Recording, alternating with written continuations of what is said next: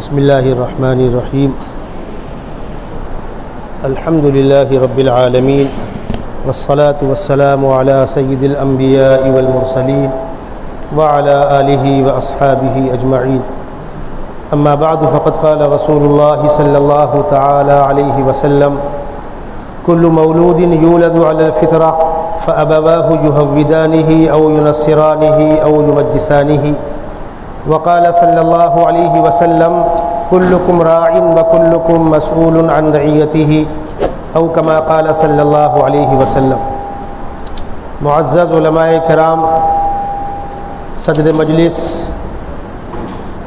پردہ نشین خواتین، ماں و بہنوں، آج کا یہ پروگرام، آج کی یہ دینی مجلس کس مقصد کے تحت منعقد کی گئی، اس سلسلے میں مولانا ساجد صاحب قاسمی روشنی ڈال رہے تھے۔ یہ حقیقت ہے کہ جمعیت علماء مہاراشٹر کے دینی تعلیمی بورڈ کی مجلس عاملہ کے اندر یہ طے ہوا کہ ہم کو اس وقت رمضان سے پہلے پورے صوبے کے اندر دینی تعلیمی بیداری مہم چلانی ہے۔ ہر بچہ ہمارا دینی تعلیم سے آراستہ ہو، بچہ اور بچی، اور اس کے ساتھ ساتھ ہمارے سماج میں جو چیزیں غیر ضروری چیزیں ہمارے سماج میں داخل ہو گئی ہیں، جس نے زندگیوں کو مشکل بنا دیا ہے۔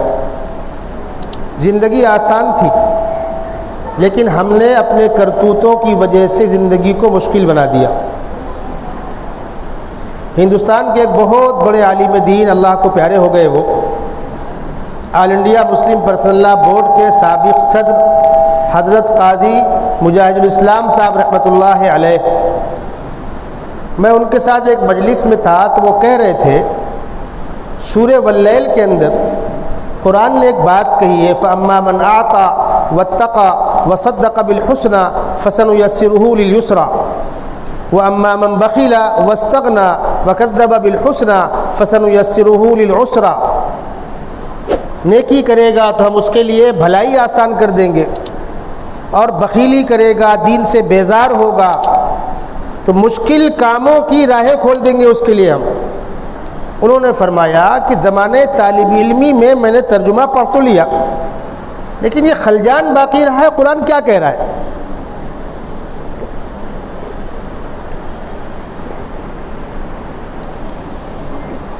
فرمایا بہت غور خوض کرنے کے بعد، ملت میں چلنے پھرنے کے بعد، امت کے حالات دیکھنے کے بعد اب سمجھ میں آیا قرآن کیا کہہ رہا ہے۔ قرآن یہ کہہ رہا ہے وَأَمَّا مَنْ بَخِلَ وَاسْتَغْنَى وَكَذَّبَ بِالْحُسْنَى۔ بخل کیا، جہاں خرچ کرنا چاہیے وہاں خرچ کرنے میں جان نکلتی ہے، ایسا لگتا ہے کہ پیسے وہ قبر میں لے کر جائیں گے۔ وَاسْتَغْنَى، بے نیازی کا اظہار کیا، دیندار شخصیات سے بے تعلقی، کیا پڑھی ہم کو جان دو، سب آتا ہے ہم کو، ہم تو نیٹ پر سرچ کر کے دین سیکھ لیں گے۔ جن لوگوں سے تعلق پیدا کرنا چاہیے ان سے دوری، جس کو اور آسان الفاظ میں کہا جائے کہ دیندار طبقے سے بیزاری، ایک مشغلہ ہو گیا ہے۔ 10-5 کہیں بیٹھے رات میں فرصت سے، کھاتے پیتے گھرانے کے، تبصرے چالو ہے، اتنے بہت سے مدرسے کیوں کھل گئے، تنظیموں نے کیا کیا، علماء نے کیا کیا، یہ مشغلہ ہے۔ اس کا نقصان کیا ہوگا؟ خود تو آپ بیزار ہیں، 10-20 اور لوگوں کو آپ بیزار کریں گے۔ اور سیدھی سی بات ہے، ہم نے مانا ہر طبقے کے اندر انحطاط ہے اور زوال ہے، لیکن دیندار لوگوں سے ہی ملے گا، علم اہل علم سے ہی ملے گا۔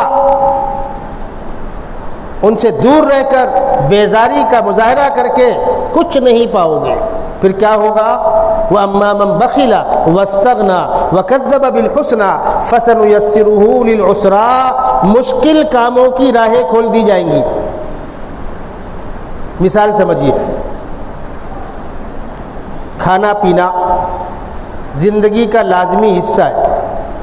پہلے کے لوگ بھی کھاتے پیتے تھے، صبح اٹھے گھر کے اندر جو شام کا بچا ہوا کھانا تھا، روٹی سبزی چٹنی چنے پھلا دیے گئے، چنے ابال لیے گئے، کوئی ایک چیز بنا دی گئی، کوئی سبزی بن گئی، اس کے ساتھ روٹیاں کھا لی گئی، ناشتہ ہو گیا، اپنے کام میں چلے گئے، دوپہر تک کام کیا، وہاں سے بھوکے ہارے لوٹ کر آئے، دوپہر کھانا کھایا، کچھ دیر لیٹے، آدھا ایک گھنٹہ قیلولہ ہو گیا، پھر کام میں لگ گئے، شام تک کام کیا، مونا آگے نکل آئیے، شام تک کام کیا، دن ڈوبا، گھر آئے، شام کا کھانا کھایا اور سو گئے، روکھا سوکھا سادہ جو ہوتا تھا، چٹنی اچار سرکہ، کسی گھر میں دودھ گھی، یہ کھانے کی چیزیں تھیں، پیٹ بھی صاف، نیند بھی پوری آتی تھی اور جھمیلے نہیں۔ آج کیا گھروں میں کھانا اسی کا نام ہے؟ فرق دیکھیے، شام کا بچا ہوا کھانا کام والی کو دے دو، باہر پھینک دو، تھیلی میں ڈال کے کچرے میں پھینک دو، ناک کٹتی ہے، تازہ پاؤ، نرم پاؤ، کڑک پاؤ، یہ ہونا یہ ہونا یہ ہونا، اور بیکری کے سارے آئٹم پیٹ کے لیے انتہائی نقصان دہ۔ ناشتہ کب ہو رہا ہے؟ 10 بجے، اکثر لوگوں سے ملاقات ہوتی ہے 11 بجے، تھوڑا کھا لو، ابھی ناشتہ کیا ہوں۔ ناشتہ کب ہو رہا ہے؟ 10 بجے، دوپہر کا کھانا کب ہو رہا ہے؟ 4 بجے، اور شام کا کھانا کب ہو رہا ہے؟ رات میں 11 بجے۔ کیا ہوگا؟ میں ایک دوست کے یہاں بیٹھا ہوا تھا، میں نے کہا ہمارے بڑے بوڑھے بہت سے ایسے تھے جو کبھی ڈاکٹر کے پاس نہیں گئے، پوری زندگی گزر گئی، ایڈمٹ نہیں ہوئے، مرتے مرتے کہتے رہے بابا بابو ہم کو ایڈمٹ مت کرنا، ڈاکٹر کے نام سے ان کو نفرت تھی۔ اور آج ہر بڑے آدمی کے 4 ڈاکٹر، شوگر کا الگ، ہارٹ کا الگ، چمڑی کا الگ، اور کھانے پینے کی بدعنوانیوں کا الگ۔ اب بڑا فخر ہے کہ صاحب اس کا اپارٹمنٹ لے لیا، وہ میرے گھر پہ آ گیا، یہ دوا اس نے لکھی، وہ دوا اس نے لکھی، کھانے سے پہلے ایک پرس کھول کے بیٹھ گئے۔ کیا ہے یہ میں نے ایک مثال دی کھانے پینے کی، اب پہننے پہ آ جائیے، کپڑا کیوں پہنتے ہیں؟ اللہ نے بندے کو لباس کیوں دیا ہے؟ جسم ڈھانکنے کے لیے، جسم ڈھک گیا، تھوڑا اچھا پہن لو، لیکن اب لباس جسم ڈھانکنے کے لیے نہیں ہے، اب لباس دوسروں کو دکھانے کے لیے۔ جب دوسروں کو دکھانے کے لیے تو دوسروں کی پسند کی رعایت بھی ہوتی ہے۔ یہ کیسے پہنوں، کون کیا کہے گا، یہ پرانا ہو گیا کیسے پہنوں، پرانا کپڑا پہننا مشکل، پیون کا تصور تک نہیں ہے۔ شادی بیاہ اتنی آسان چیز تھی، شادی بھائی لڑکی لڑکے بالغ ہو گئے، مناسب رشتہ مل گیا، خاندان کے معزز لوگ بیٹھے، ایک تاریخ طے کر دی، اور کسی مسجد میں نماز کے بعد نکاح ہو گیا۔ وہ بچی جو کل تک اپنے ماں باپ کے گھر میں رہ رہی تھی، جو وہاں پکڑا تھا وہ کھا رہی تھی، جو سب پہن رہے تھے وہ پہن رہی تھی، اب وہ اٹھ کر اس گھر سے اس گھر آ گئی۔ اب تک اس کا سرپرست اس کا باپ تھا۔ عورت اپنے معاملات میں کسی مرد سے مشورہ لے گی، وہ باپ کی شکل میں ہو کہ شوہر کی شکل میں ہو کہ بھائی کی شکل میں ہو کہ بیٹے کی شکل میں ہو۔ کل تک باپ کے ساتھ رہ رہی تھی، اس کا مشیر باپ تھا، اب شوہر کے پاس آ گئی، اس کا مشیر شوہر ہے۔ باپ کے گھر میں تھی، گھر کی ایک فرد تھی، کام میں لگی تھی، کھانا پکانا، صاف صفائی کرنا، خدمت کرنا، پکایا کھایا سوئے، جس طرح بچیاں میکے میں رہتی ہیں، شوہر گھر آ گئی، اس گھر کی ایک فرد بن گئی۔ اس میں مشکل کیا تھی؟ اس میں مشکل کیا ہے؟ مشکل تو ہم نے کھڑی کی نا۔ رشتہ لگ گیا، بھائی تاریخ پکڑ لو اور نکاح پڑھ لو۔ نہیں مولانا، پہلے وہ دیکھنے آئیں گے، پھر ہم دیکھنے جائیں گے، پھر منگنی ہوگی، پھر کچی ہوگی، پھر پکی ہوگی، پھر ڈیٹ پکڑیں گے، تب نکاح ہوگا۔ تاتریا کا زرا کا مردہ مار گزیدہ مردہ۔ رشتہ طے ہونے کے بعد فون پر بات چیت چالو ہے، گھومنا ٹہلنا چالو ہے، اور یہ سب ہونے کے بعد کسی بات میں گرما گرمی ہو گئی، نہیں کرنا۔ اب کیا ہوا؟ چلو اب جھیلو۔ 10 واقعات میں جانتا ہوں، یہ سارے اس قسم کے جتنے رکھڑیلے کیسز ہیں ادھر ہی آتے ہیں۔ منگنی ہو گئی ہے، لڑکا مداخلت کر رہا ہے، فلاں نے کیا مت جا، فلاں سے مت بول، فلاں کی شادی میں جانے کا نہیں، مجھے کارڈ نہیں دیے۔ لڑکی والے کہہ رہے ہیں بھائی تیرا اس میں کیا عمل دخل ہے، ابھی تو نکاح بھی نہیں ہوا ہے۔ بعضی بچیوں نے رو کر مجھ سے پوچھا حضرت منگنی ہونے کے بعد اپنے منگیتر سے بات کرنا جائز ہے؟ میں نے کہا غلط ہے، نہیں کرنا چاہیے۔ بولے گھر کی بڑی بوڑھی عورتیں بولتی ہیں اب کیا بتیا جا کر، اب تو بات لگ گئی نا، منگنی ہو گئی، اب کیا دقت ہے؟ جب فون پر بات ہوگی تو وہیں تک ہوگی؟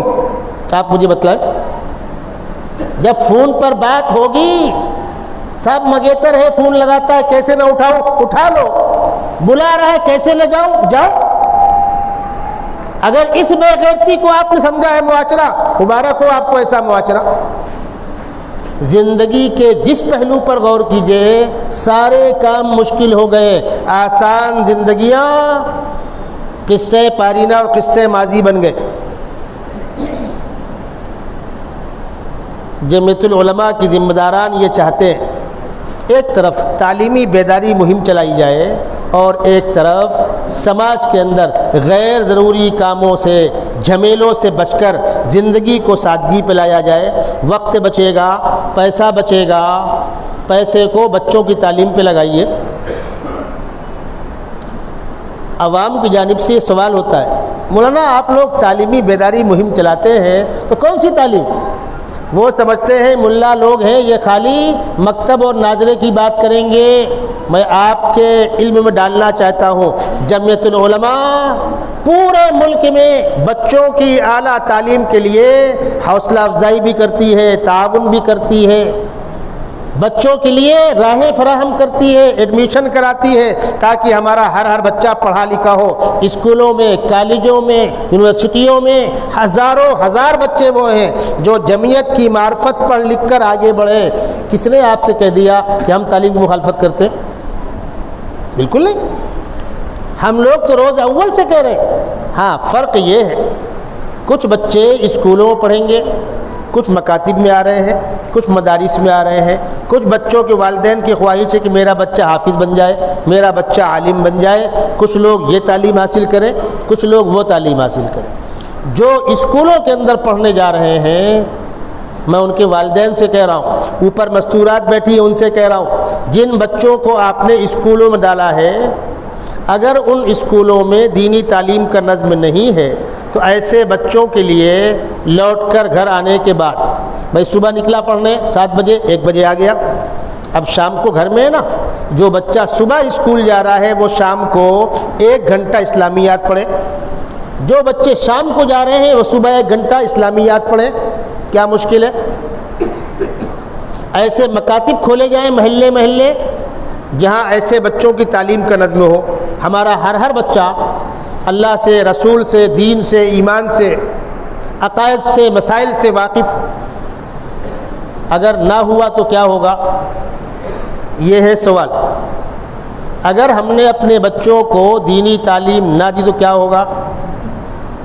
بھیونڈی کے اندر بہت سے نوجوان وہ ہیں جن کو اللہ نے توفیق دی مسجد میں آتے ہیں نماز پڑھتے ہیں، ان کو قرآن پڑھنا نہیں آتا، ان بچوں کو قرآن پڑھنا نہیں آتا، اب قرآن سیکھ رہے ہیں ہندی زبان میں، اب قرآن پڑھ رہے ہیں انگلش زبان میں۔ بچپن میں ان کے والدین نے ان کو الف با تا سا نہیں پڑھوایا، اردو نہیں پڑھوائی۔ اب اگر کوئی سمجھتا ہو کہ ہم ہندی سے اور انگلش سے قرآن صحیح پڑھ لیں گے، بھول جائیں آپ۔ انگلش میں، ہندی میں، سنسکرت میں، مراٹھی میں، دیگر زبانوں میں وہ حروف نہیں ہیں جو عربی کے حروف ہیں۔ عربی زبان بڑی زبان ہے، عربی کا تلفظ مستقل اس کی مشق کرنی ہوگی تب جا کر حرف نکلے گا، اور کون حرف کہاں سے نکلتا ہے اس کا باقاعدہ ایک ضابطہ ہے، رول ہے۔ زبان کہاں لگے گی، دانت کی جڑ میں لگے گی کہ دانت کی نوک میں لگے گی، دائیں طرف لگے گی، بائیں طرف لگے گی، ہونٹ کے کس حصے میں دانت ٹچ ہوگا، ہونٹ کا خشکی کا حصہ، ہونٹ کا تری کا حصہ، ہونٹ پورا بند ہو جائے گا، ہونٹ کھلا رہے گا، ہونٹ گول ہوگا، حلق کے 3 حصے ہیں، الگ الگ جگہ سے الگ الگ حروف نکلتے ہیں جس کا نام تجوید ہے۔ اگر اس کی مشق نہیں کی گئی تو قرآن صحیح نہیں پڑھ سکتے۔ اور جب قرآن صحیح نہیں پڑھ سکتے، میں معذرت کے ساتھ کہہ رہا ہوں، صف اولیٰ میں کھڑے ہو کر 30 سال سے تکبیر اولیٰ کے ساتھ نماز پڑھنے والوں، اگر قرآن صحیح نہیں ہے تو پڑھی ہوئی نماز نہیں ہوگی۔ اور یہ تنہا میں نہیں کہہ رہا، آپ 2 لائن کا سوال لکھ کر دنیا میں کہیں مسئلہ آپ پوچھ لیجئے، اگر قرآن صحیح نہیں ہے تو پڑھی ہوئی نمازیں نہیں ہوں گی۔ اس سے بڑی محرومی کچھ ہے؟ جو طبقہ نماز نہیں پڑھتا اس کا نہیں رونا ہے، لیکن آپ تو مسجد میں آ رہے ہیں، آپ تو دینی کاموں سے وابستہ ہیں، آپ کا شین قاف برابر نہیں ہے۔ سبیر بھائی اور شرافت بھائی اور شمس الدین بھائی آپ بول رہے ہیں، آپ کی شین نکلنے کو تیار نہیں، کیا تماشا ہے؟ ہمارے اکابر چاہتے ہیں ہمارا ہر بچہ دین کی بنیادوں سے واقف، خدا کی خدائی سے واقف، خدا کے تعلق سے ہمارا کیا عقیدہ ہونا چاہیے اس کی معلومات ہو، پیغمبر علیہ السلام کی شخصیت سے واقف ہو، خلفائے راشدین سے واقف ہو، ہمارے گھر کی مستورات پیغمبر علیہ السلام کی بیویوں کی زندگی کے حالات سے واقف ہو، اللہ کی نیک بندیوں نے دنیا کے اندر کیسے کام کیا اس سے واقف ہو، اور موٹے موٹے مسائل جن کے جانے بغیر زندگی اسلامی نہیں گزر سکتی، اس جملے کو پھر کہہ رہا ہوں، وہ موٹے موٹے مسائل جن کو سیکھے بغیر دین پر چلنا ممکن نہیں ہے۔ میں نے بعض نادانوں کہتے ہوئے سنا، ہم کو مسائل سے کیا کام؟ میرے بھائی، مسائل کے بغیر زندگی کی گاڑی ایک قدم آگے نہیں بڑھے گی۔ آپ نے عشاء کی نماز پڑھی، وضو خانے میں آپ نے پانی سے وضو کیا، جس پانی سے آپ وضو کر رہے ہیں اس پانی کا پاک ہونا شرط ہے۔ اگر پانی ناپاک ہو گیا تو وضو بھی نہیں ہوگا، بدن بھی ناپاک ہو جائے گا۔ پاک پانی ناپاک کیسے ہوتا ہے؟ چلیے، ٹنکی اوپر ہے اور ٹنکی نیچے ہو، تب ڈرم کے اندر پانی ہے، بڑے برتن میں پانی ہے، وہ پانی 200 لیٹر 500 لیٹر ہوئے گا گھروں کے اندر، وہ مائع قلیل ہے۔ اب ہر گھر میں کپڑے پاک بھی ہوتے ناپاک بھی ہوتے، بہنیں ہمارے کپڑا دھونے بیٹھی یا کام والی کپڑا دھلنے بیٹھی، ڈبہ لیا، پانی نکالا، کپڑے میں گرایا، اس کو پیٹا، پھر ڈبہ لیا، پانی نکالا، پھر گرایا، اس ڈبے سے گندگی یہاں سے وہاں منتقل ہو رہی ہے اور وہ پانی ناپاک ہو رہا ہے۔ کپڑے دھل گئے، صاف ہو گئے، پریس کر دیا گیا، شوہروں نے پہن لیا، گھر میں عورتوں نے پہنا تو ناپاک کپڑے، شوہروں نے پہنا تو ناپاک کپڑے، اور اگر مسجد کے امام صاحب گھر کی صورتحال یہ ہے تو پوری امت کی بھینس پانی میں گئی۔ آپ بتائیں، یہ مسئلہ نہیں ہے؟ پاکی طہارت کے مسائل سے ہمارے گھر کی مستورات واقف نہیں ہیں، مرد واقف نہیں ہے، اور ہم کو مسئلے سے کیا کام؟ نماز پڑھنے کھڑے ہو رہے ہو، اس جگہ کا پاک ہونا شرط ہے، جس کپڑے کو پہن کر نماز پڑھ رہے ہو کپڑے کا پاک ہونا شرط ہے، جس پانی سے وضو کر کے آئے ہو اس پانی کا پاک ہونا شرط ہے، نماز کے اوقات کی واقفیت شرط ہے، قبلہ رخ کی معلومات شرط ہے۔ سفر میں اکثر دیکھنا ہوتا ہے، ماشاءاللہ دیندار ہے، تلاوت بھی ہو رہی ہے، تسبیح پڑھ رہے ہیں، نماز کا وقت آیا، جس جانب ان کی سیٹ مصلی بچھایا، بیٹھے بیٹھے اللہ اکبر۔ بھائی، قبلہ رخ سفر میں چلتا ہے، مولوی صاحب ان کے لیے ٹپکا ہے مسئلہ آسمان سے۔ ارے بھائی، قبلہ رخ معلومات کرنا فرض ہے، اور اب تو موبائل کے اندر وہ سسٹم موجود ہے کہ آپ رخ معلوم کر سکتے ہیں، لوکیشن۔ اتنی بھی توفیق نہیں ہے۔ چلیے، کسی مجبوری کی بنیاد پر، بدن بھاری ہے، گھٹنوں میں تکلیف ہے،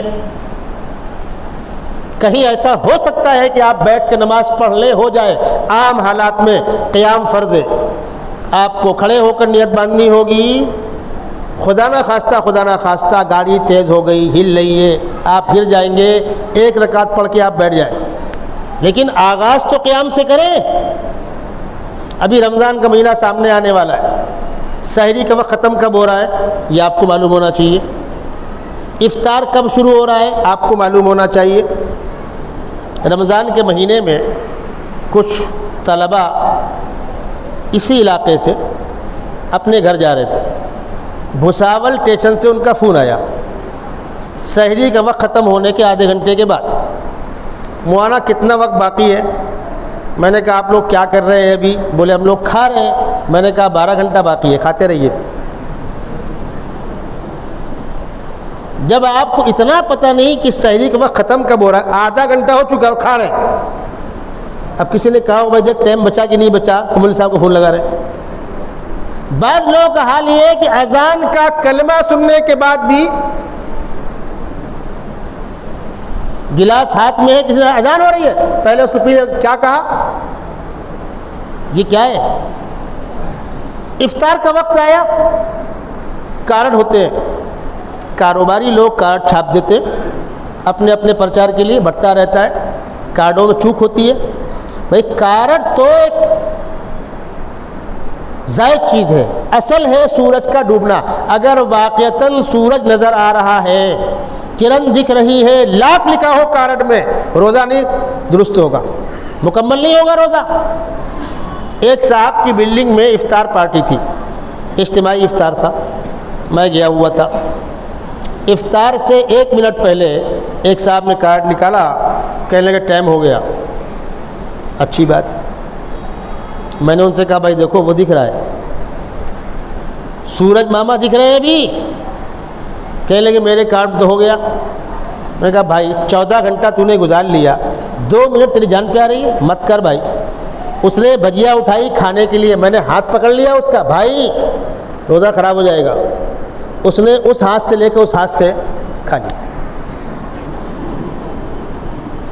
کیا کہیں گے آپ؟ جب مسائل کے ساتھ یہ کھلواڑ ہوگا تو میرے بھائی آپ کسی بھی دینی تنظیم تحریک سے وابستہ ہو، پوری زندگی مسجد میں گزار دو، جنت کا منہ دیکھنا نصیب نہیں ہوگا۔ مسائل سے ناواقفیت کی بنیاد پر ایک صاحب نے واقعہ بتلایا، بولے ایک مقام پر گئے، ایک صاحب ماشاءاللہ ریٹائر ہو گئے تھے اور 24 گھنٹہ مسجد میں پڑے رہتے تھے، صرف کھانا کھانے گھر جاتے تھے، ان کا بستر بھی مسجد میں تھا، اللہ اللہ کرتے تھے۔ ان سے پوچھا چاچا کیا حال چال ہے، کیا ہو رہا ہے؟ کہنے لگے ریٹائر ہو گیا ہوں، بچیوں کی شادی ہو گئی ہے، اپنے اپنے گھر کی خوش ہیں، میری اہلیہ گھر میں اللہ اللہ کرتی ہے، میں یہاں اللہ اللہ کرتا ہوں۔ جو مجھ کو ریٹائرمنٹ کے وقت 15-20 لاکھ پیسہ ملا تھا وہ میں نے بینک میں ڈال دیا ہے، اس کا نفع آتا ہے مجھے ہر مہینہ 50,000 روپیہ 25,000 روپیہ، اس سے ہم دونوں کا کام چل رہا ہے۔ بینک کے پیسے کا جو نفع آ رہا ہے سود آپ بھی کھا رہے ہیں، محترمہ بھی کھا رہی ہیں، اللہ اللہ کر رہے ہیں اور جنت کے امیدوار ہیں۔ یہ میں نے آپ کو مثالیں دی، مسائل سے دوری، مسائل سے ناواقفیت اور چوری اور سینہ زوری۔ ہم کو مسائل سے کیا کام؟ مسائل کے بغیر زندگی گاڑی ایک قدم آگے بڑھے گی نہیں۔ خدا کی خدائی سے واقف، رسول کی رسالت سے واقف، اپنی زندگی میں جن مسائل سے ہمارا سابقہ ہے، کسی بھی کاروبار میں ہے، محنت مزدوری میں ہے، تعلیمی شعبے کے اندر ہے، ہمارے سلسلے میں شریعت کے مسائل کیا ہیں، ان مسائل سے واقفیت مردوں کے لیے بھی، عورتوں کے لیے بھی، اور خاص طور پر مستورات کے لیے گھر کے اندر کے جو معاملات ہیں اس سے واقف ہونا اشد ضروری ہے۔ بچوں کی جو کچی عمر ہوتی ہے 10 12 15 سال کی، اس عمر کے اندر اگر ایک بار دینی بنیادی باتیں بتلا دی گئیں تو انشاءاللہ زندگی میں جہاں کہیں جائیں گے، بچہ ہو یا بچی ہو، ملت فروشی نہیں کریں گے، دین فروشی نہیں کریں گے، ایمانی غیرت اور ایمانی حمید اس کے اندر کوٹ کوٹ کے بھرے گی، اور وہ یہ کہتے ہوئے ملیں گے مر جائیں گے ایمان کا سودا نہ کریں گے، کٹ جائیں گے پر دین کو رسوا نہ کریں گے۔ اس وقت ضرورت ہے تمام مقامات پر، جو شہروں کی آبادی ہے اس میں یہ کام آسان ہے، آپ جہاں بیٹھے ہوئے ہیں ماشاءاللہ تعلیم گاہ ہے، بچے آ رہے ہیں پڑھ رہے ہیں جا رہے ہیں، شہر کا کنارے کا علاقہ جو ہے غریبوں کی جھوپڑی کا علاقہ، وہاں کی فکر کی جائے، شہروں سے نکل کر دیہاتوں کی فکر کی جائے، جو کمزور بستیاں ہیں جہاں کے مسلمان نہ تو فیس دینے کے لائق ہیں اور نہ استاد کی تنخواہ دینے کے لائق ہیں۔ بھائی اگر فیس آتی ہے تو مسئلہ حل ہو جائے گا۔ شہر کے اندر مکاتب چل رہے ہیں، اکثر مکاتب میں فیس سے کام چل جاتا ہے۔ وہاں کے بچے نہ فیس دیتے ہیں، نہ وہاں کوئی ٹیچر کو معلم کو تنخواہ دینے کو تیار ہے۔ کیا کرنا؟ چھوڑ دیں امت کو اسی حال پر۔ شہر کے خوشحال لوگوں کی ذمہ داری ہے 10-20 لوگ مل کر کے ایک مکتب کی ذمہ داری قبول کریں۔ علماء نکلیں وقتاً فوقتاً، دورے کریں، لوگوں کو جمع کریں، ترغیب دیں۔ اس ڈوبتی ہوئی انسانیت کو، ڈوبتی ہوئی ملت کو سہارا کون دے گا؟ جمعیت العلماء کے ذمہ داران اس لیے مہم چلا رہے ہیں، دینی تعلیمی بیداری مہم اور اصلاح معاشرہ مہم۔ اصلاح معاشرہ میں آپسی معاملات، ایک گھر میں چند لوگ مل کے رہتے ہیں، 2 بھائی کی بیویاں ہیں ساتھ میں رہتی ہیں، کہیں نہ کہیں کوئی بات مزاج کے خلاف تو ہوتی ہے۔ آپ لوگ بیٹھے ہیں، اتنے بہت سے لوگ ہیں، کوئی بیچارہ جگہ لے کر بیٹھتا ہے، کوئی سکڑ کے بیٹھ جاتا ہے، کوئی اونچا ہوتا ہے، کوئی نیچا ہوتا ہے، لیکن جذبہ ہے، محبت ہے، پیار ہے، سب کو ہم برداشت کر رہے ہیں، کام چل رہا ہے۔ ہمارے بڑے بڑے اجتماعات ہوتے ہیں، لاکھوں لاکھ کا مجمع ہوتا ہے، دھکا لگ جاتا ہے۔ کبھی ایسا ہوتا ہے کہ آپ کا پانی میں نے مانگ کے پی لیا، میرا پانی آپ نے مانگ کے پی لیا، میں نے آپ کو کھلا دیا، آپ نے مجھ کو کھلا دیا، چل رہے ہیں، دھول اڑ رہی ہے، بستر گندے ہو رہے ہیں، کسی کے بستر پر پیر پڑ جا رہا ہے، لیکن مزاج لے کر آئے، بھائی اللہ کے راستے میں آئے ہیں، جان دو میرا بھائی ہے، کوئی جھگڑا نہیں ہوتا۔ اور روڈ پر، چائے کی دکان میں، پن پٹی پر، حجام کے یہاں 4 لڑکے بیٹھے ہیں، جھگڑا چالو ہے۔ کیوں؟ کوئی کسی کو برداشت کرنے کو تیار نہیں۔ تو گھروں کے اندر جو ہمارا مسلم معاشرہ ہے، سماج ہے، ایک دوسرے کو برداشت کرنے کا مزاج ہونا چاہیے۔ دیورانی جٹھانی ہے، بہنیں بہنیں ہیں، بھائی بھائی ہیں، ساس بہو ہے، ایک دوسرے کو برداشت کرنے کا جذبہ اور مادہ ہونا چاہیے۔ ساس اپنی بہو کو گھر کی ایک فرد سمجھے، اس کی عزت کرے۔ کہنے والوں نے کہا اگر ساس اپنی بہو کو وہ پیار دے جو بیٹی کو دیتی ہے، جھگڑا کبھی نہیں ہوگا۔ بہو اپنی ساس کو وہ مقام دے جو اپنی ماں کو دیتی ہے، جھگڑا کبھی نہیں ہوگا۔ ہو سکتا ہے مزاج کے خلاف کوئی بات ہو، یہ سوچ کر برداشت کر لیں، دنیا 4 دن کی ہے، اللہ کے یہاں جانا ہے، ہمیشہ ہمیں وہاں رہنا ہے، یہاں کی کڑوی کسیلی برداشت کر کے آخرت سنور گئی، سودا سستا ہے۔ آپسی معاملات کو، چھوٹی موٹی باتوں کو ایشو نہ بنایا جائے۔ ہو سکتا ہے اختلافات بڑھ جائیں، ایسے حالات ہوتے ہیں، بھائی بھائی میں اختلاف ہو گیا، شوہر بیوی میں اختلاف ہو گیا، تو کسی دیندار عالم دین کو لے کر بیٹھ جائیں، پرہیزگار متقی کو جو ہم سے عمر میں بڑا ہو، جس کی بات دونوں مانتے ہوں، اور ایمانداری کے ساتھ پوری بات رکھ دیں، انشاءاللہ مسئلے کا حل نکلے گا۔ معاملات اور بڑھ گئے آگے، دارالقضاء میں لے آئے، قرآن و سنت کی روشنی میں مسئلے کا حل لے لیں۔ عدالتوں میں آپ جائیں گے، وہاں جیتنے والے کو جیت نہیں ملتی، اور جو ہار پایا تو ہار پایا۔ جو جیت بھی رہا ہے وہ جان رہا ہے کہ میں نے گھوس کھلا کر، رشوت دے کر، وکیل کو مینیج کر کے، پولیس کو مینیج کر کے، جج کو مینیج کر کے فیصلہ اپنے حق میں کروا لیا، لیکن اس کا بھی ضمیر اس کو ملامت کر رہا ہے، مجھے مرنا ہے، خدا کو منہ دکھانا ہے۔ دینی مجلس کے اندر جس کے حق میں فیصلہ ہوا وہ مطمئن ہے کہ واقعتاً مجھے میرا حق ملا، اور جس کا حق نہیں ملا، جس کے خلاف فیصلہ ہوا، وہ یہ سوچ کر خاموش ہے اللہ رسول کا فیصلہ میں نے قبول کیا، اس کا بدلہ مجھ کو آخرت میں ملے گا۔ اپنے آپسی معاملات کو پولیس چوکی نہ لے جایا جائے، عدالتوں میں نہ لے جایا جائے، مل بیٹھ کر مسئلہ حل ہو۔ ہمارے اکابر کی یہ بھی کوشش۔ بچے جو کالجوں کے اندر پڑھ رہے ہیں، اسکولوں کے اندر پڑھ رہے ہیں، ان کو ٹائم بے ٹائم جمع کر کے سمجھایا جائے، بھائی وقت کا صحیح استعمال کرو، محنت سے پڑھو۔ آج مصیبت یہ ہے، بچہ نکلتا ہے گھر سے، اسکول جا رہا ہے، راستے میں اوباش بچوں کا ساتھ ہے، دماغ کہیں اور لگا ہوا ہے، اسکول میں جانے کے بعد بھی ٹیچر پڑھا رہا ہے، بچے بھنگس کر رہے ہیں، سیٹی مار رہے ہیں، کمنٹ کر رہے ہیں ٹیچر پر۔ امتحان کا وقت آیا، نقل پر بھروسہ کر رہے۔ باپ اپنے بیٹے کی جا کر ٹیچر سے کہہ رہا سر رول نمبر میرے بچے کا یہ ہے، سنا ہے پرچہ آپ کے پاس آیا ہوا ہے، تھوڑا خیال رکھیے گا۔ اپنے ناکارہ بچوں کو آپ ٹیچروں سے بات کر کے، رشوت دے کر، خوشامد کر کے ان کو پاس کرا لیں گے، دھکا پلیٹ گاڑیاں کہاں تک جائیں گی؟ یہ ڈونیشن دے دے کر پڑھائے گئے بچے یہ کس کام آئیں گے؟ ہم کو وہ کوالٹی چاہیے جو میرٹ کی بیس پر آگے بڑھ سکتی ہو، جو کمپٹیشن کی بنیاد پر آگے بڑھ سکتی ہو، مقابلہ جاتی امتحان میں آگے بڑھ سکتی ہو۔ کلکٹر وہ بنیں گے، جج وہ بنیں گے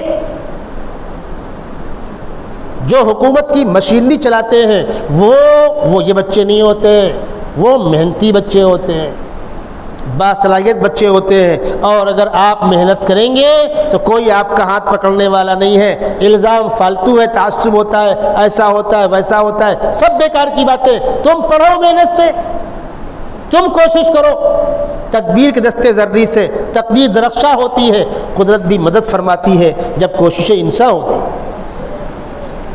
علی گڑھ کے سابق وائس چانسلر سید حامد صاحب، ان کا دورہ بھونڈی ہوا تھا، پرہیزگار آدمی تھے، وائس چانسلر تھے، پرہیزگار تھے، ملت کا ان کو درد تھا، تشریف لائے تھے بھونڈی۔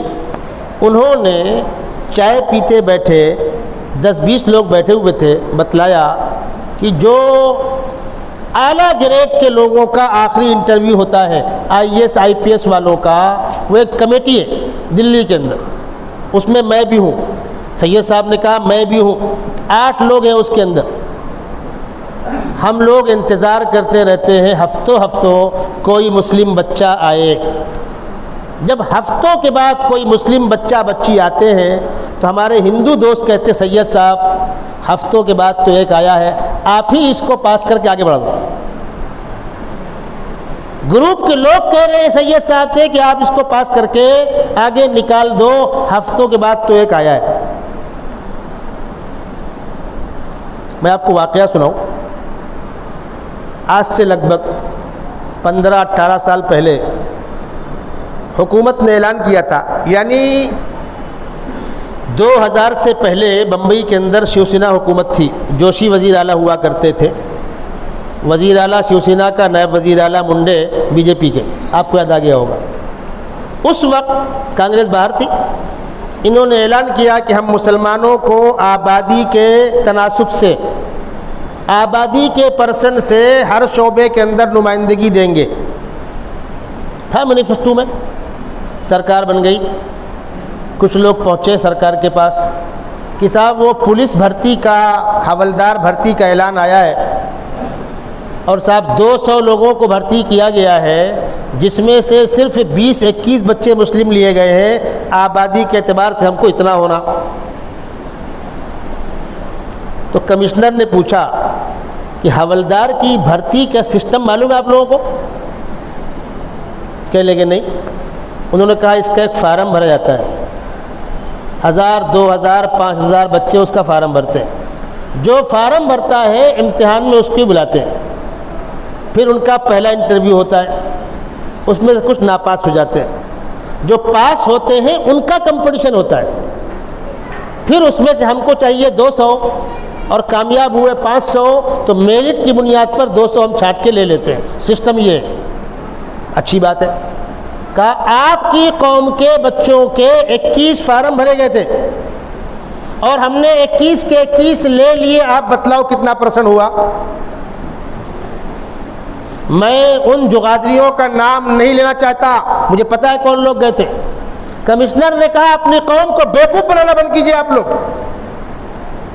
جذباتی اشتعال انگیزی باتیں کرنا بند کیجیے۔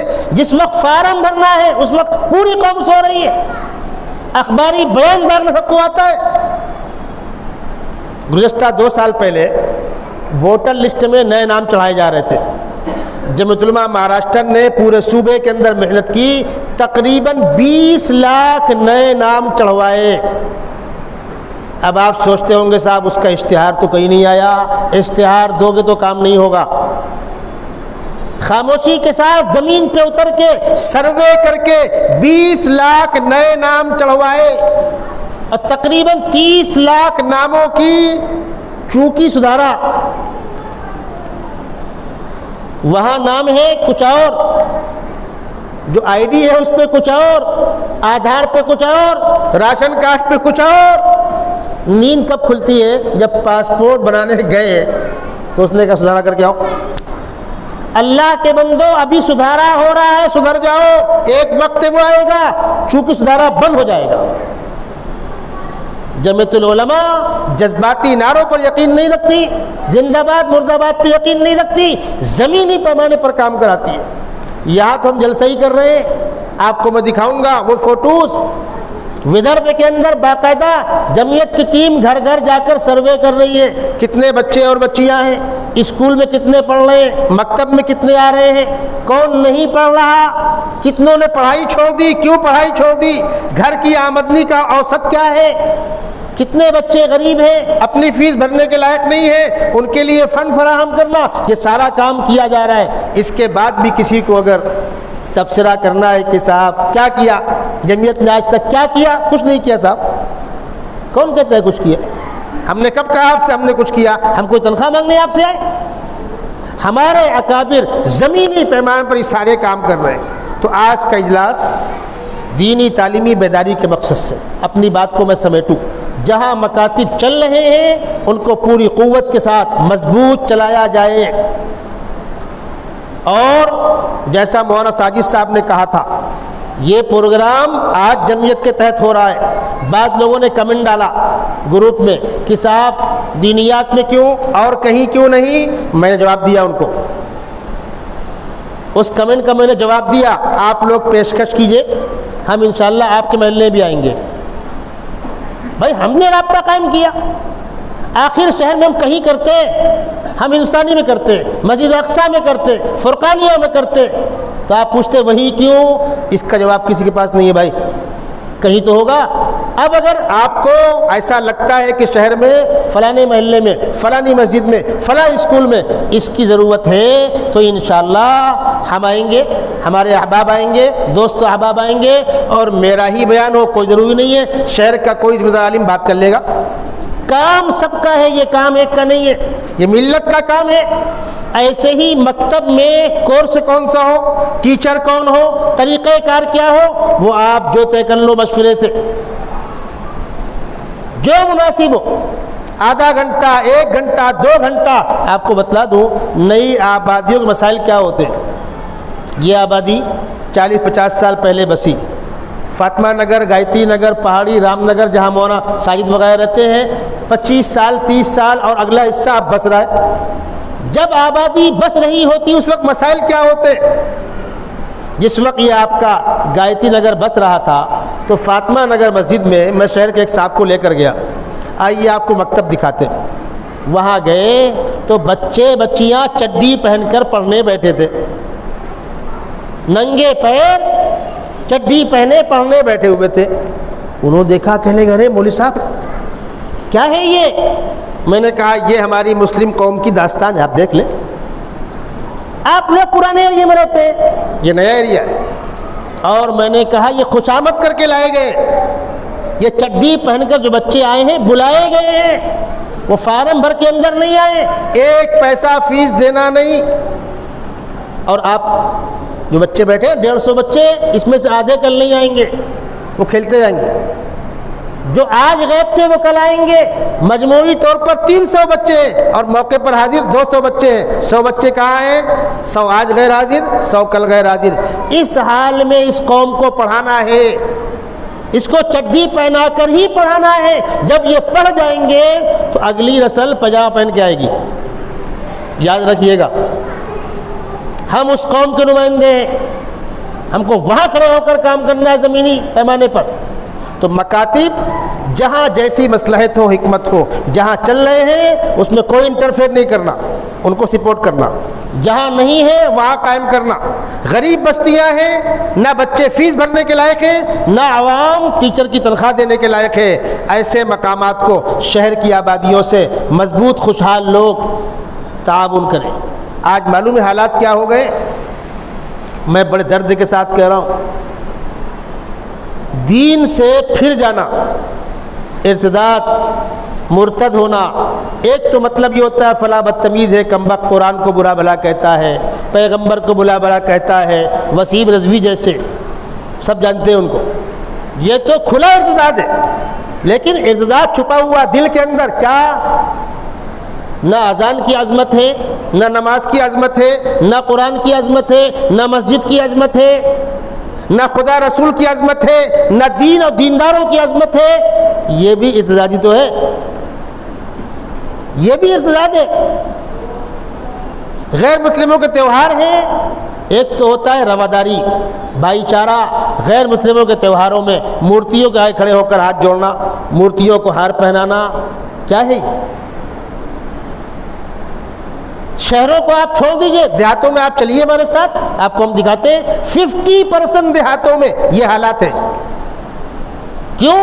ہم ان تک نہیں پہنچے، وہ ہم تک نہیں پہنچے. ان کے بچوں کی دینی تعلیم و تربیت کی فکر نہیں کی.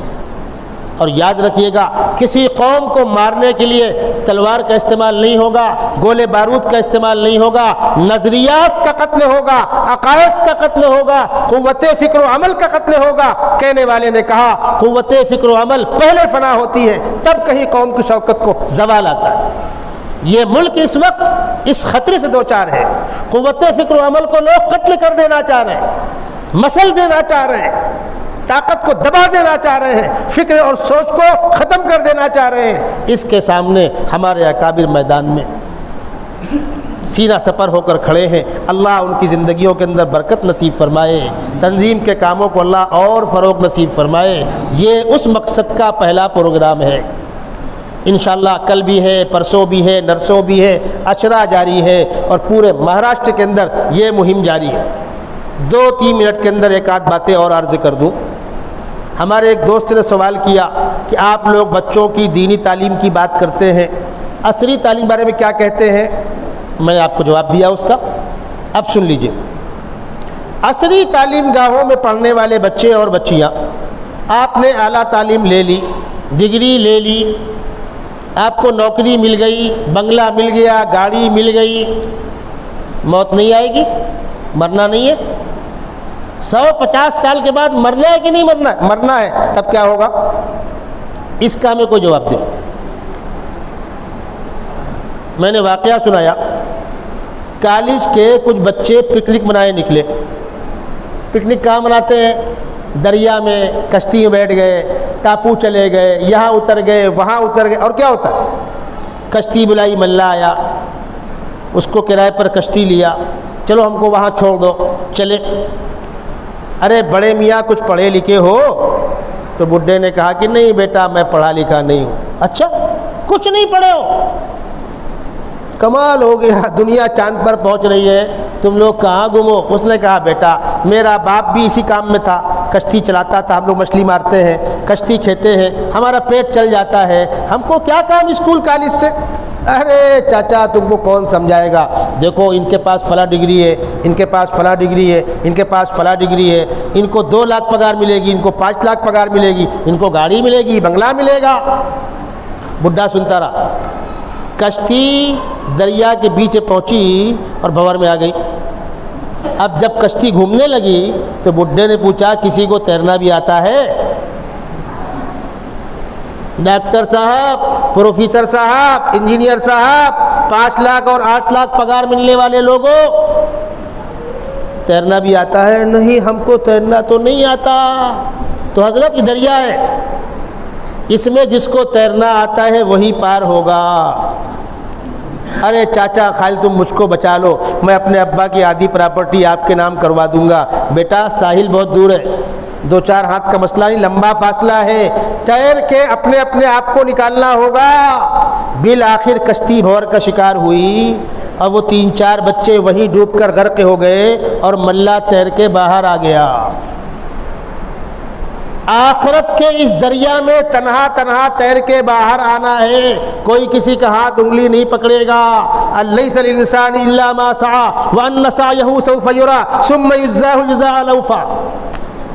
تم دنیا کے اندر چاہے جو ڈگری لے لو، دولت کما لو، بنگلہ بنا لو، یہ پیٹ پالنے کا کاروبار ہے۔ آنکھ بند ہونے کے بعد کام آنے والی چیز دینی علم ہے، دینی تعلیم ہے، ایمان ہے۔ اگر اس فرق کو آپ محسوس کرتے ہیں تو ہماری بات سے آپ اتفاق کریں گے۔ نہیں محسوس کرتے، جانوروں کے طریقے سے کھانا اور سونا اس کو زندگی کا مقصد سمجھائے، پیسہ ہوگا، گاڑی ہوگی، بنگلہ ہوگا، عیش ہوگا، زندگی اچھی گزر جائے گی۔ تم جیسے قارون 72 آئے اور چلے گئے، کچھ بننے بگڑنے والا نہیں ہے۔ اللہ کے نیک بندے اس پیغام کو لے کر کھڑے ہوئے ہیں۔ اللہ تبارک و تعالیٰ ان کی عمروں کے اندر برکت نصیب فرمائے، تنظیم کی اس کوشش کو، محنت کو کامیابی سے ہمکنار کرائے۔ آج کا ہمارا اجلاس اس ادارے کے اہم قدیم موقر استاذ، اتفاق ایسا ہے کہ بعض کتابوں کے اندر میرے شاگرد بھی ہیں، وہ انہوں نے کچھ دنوں سراج العلوم پڑھا ہے، اس پر لوگوں کو تعجب ہوتا ہے، لیکن ہمیں خوشی اور ناز ہے کہ الحمدللہ ایک ادارے کو اچھے ڈھنگ سے لے کر چل رہے ہیں۔ قاری عبدالعلام صاحب، اللہ ان کو اور حوصلہ دے۔ آج کا پروگرام ان کی زیر سرپرستی جو جمعیت علماء بھونڈی کے نائب صدر ہیں، اور پروگرام کی صدارت قاری ایوب صاحب اعظمی، محتمیم مدرسہ مفتاح علوم، نائب خازن جمعیت علماء مہاراشٹر، اور الحمدللہ ہمارے تمام دینی ملی کاموں کے اندر شانہ بشانہ رہتے ہیں۔ مفتی منصور صاحب قاسمی مدظ اللہ العالی جو ہماری جمعیت علماء بھونڈی کے سرپرست ہیں، ان سارے لوگوں کے تعاون سے مولانا ساجد صاحب آئے، اپنا وقت دیا، شروع بات کی، میں شکر گزار ہوں۔ اور یہ اعلان کرتا ہوں کہ شہر کے دیگر محلوں کے اندر بھی اگر کسی کو اس بات کی ضرورت محسوس ہو، جگہ محفوظ ہونی چاہیے۔ بھائی دیکھیے یہاں پر ماشاءاللہ مستورات اوپر بیٹھی ہیں، راستہ الگ ہے، آنے جانے کے راستے الگ ہیں، پورے اہتمام کے ساتھ، پوری توجہ کے ساتھ اس کا نظم کیا جاتا ہے۔ جہاں پر مستورات کو آپ جمع کریں، محفوظ مقام ہو، پردہ نشین خواتین کے پردے کے ساتھ آنے اور جانے کا راستہ ہو، پردے کے ساتھ بیٹھ کے سننے کا ماحول ہو۔ اگر صرف مستورات کے پروگرام بھی کوئی چاہے گا تو انشاءاللہ اس کے لیے بھی انتظام کیا جائے گا۔ اور کہیں اگر ایسا ہے کسی اسکول کا حال ہے، عورتیں الگ بیٹھ گئی، مرد الگ بیٹھ گئے اور ایک ساتھ دونوں سے بات ہو گئی، اس کی بھی گنجائش۔ نوجوان بچوں اور بچیوں سے بات کرنی ہے، اس لیے کہ ملت کا کریم طبقہ ہے، انشاءاللہ ان سارے کاموں میں تنظیم تعاون کرے گی۔ اللہ تبارک و تعالیٰ آپ کے آنے کو، بیٹھنے کو، کہنے سننے کو قبولیت سے نوازے۔ دیکھیے ہمارے شکیل بھائی ماشاءاللہ پیچھے حاضر ہیں۔ جس موضوع پر گفتگو ہوئی ہے، اولاد کی تربیت کے سنہری اصول، مولانا ذوالفقار صاحب کے مواعظ کا مجموعہ ہے، اور دوسری کتاب ہے مقام درود شریف۔ یہ بڑی اہم کتاب ہے، درود شریف پڑھنے کے فضائل، درود شریف کی خصوصیت۔ اللہ کے نیک بندوں نے کثرت سے درود شریف پڑھ کر اللہ کے نبی صلی اللہ علیہ وسلم کا خواب میں دیدار کیا، اور آقا صلی اللہ علیہ وسلم فرماتے ہیں جو مجھ پر کثرت سے درود بھیجے گا اس کو میری شفاعت نصیب ہوگی۔ اس سلسلے میں بڑی اہم کتاب ہے، مولانا عبدالحفیظ مکی رحمۃ اللہ علیہ کی تقریر ہے اس پر، اور مرتب ہے اس کے مولانا عامر عبدالعزیز صاحب۔ دونوں اہم کتابیں ہیں، اولاد کی تربیت کے سنہری اصول۔ میں تو کہوں گا اگر ایک آدھ چھوٹے بچوں کو لے کر مستورات میں آپ لوگ بھیج دیں کچھ کتابیں، ہو سکتا ہے ہماری بہنیں بھی کچھ لیں، اور آپ باہر اس کو لگائیے۔ دونوں اہم کتابیں ہیں، انشاءاللہ ان کو خرید کر پڑھیے، لوگوں کو تحفے میں دیجیے، بڑا فائدہ ہوگا۔ درود شریف پڑھ کے دعا کریں۔ اللہم صلی علی سیدنا مولانا محمد وعلی آل سیدنا مولانا محمد وبارک وسلم۔ اللہم وفقنا لما تحب وترضى واجعل آخرتنا خیرا من الاولی۔ پروردگار عالم جو باتیں کہی سنی گئی اس پر عمل کرنے کی توفیق عطا فرما۔ جمعیت العلماء کے ذمہ داران کی جانب سے جو مہم چلائی جا رہی ہے خداوندہ اخلاص کے ساتھ اس مہم کو چلانے کی توفیق عطا فرما۔ جن لوگوں کی کوششوں اور محنتوں سے آج کی مجلس کا انعقاد ہوا ان کو بہتر سے بہتر صلہ عطا فرما، اس ادارے کی ترقیات کے اسباب عطا فرما، اس کو دین کا قلعہ اور مرکز بنانے کے اسباب عطا فرما، اس کے اندر جاری دینی تعلیمی کام کو فروغ نصیب فرما۔ پروردگار عالم پورے ملک کے تمام اداروں کے پھلنے پھولنے اور ترقیات کے اسباب عطا فرما، مشکلات سے، مصیبتوں سے، بلیات سے، آفات سے حفاظت فرما۔ پروردگار عالم بیماروں کو شفا نصیب فرما۔ ہمارے نعیم بھائی کے بہنوئی عمران بھائی بمبئی گھاٹ کوپر میں ایڈمٹ ہیں، ان کو اٹیک آیا ہوا ہے، خداوندہ جلد از جلد ان کو مکمل شفا نصیب فرما۔ ہماری ان ٹوٹی پھوٹی دعاؤں کو جناب رسول مقبول صلی اللہ علیہ وسلم کے صدقے طفیل میں قبول فرما۔ وصلی اللہ تعالی علی خیر خلقہ محمد وعلی آلہ واصحابہ اجمعین برحمتک یا ارحم الراحمین۔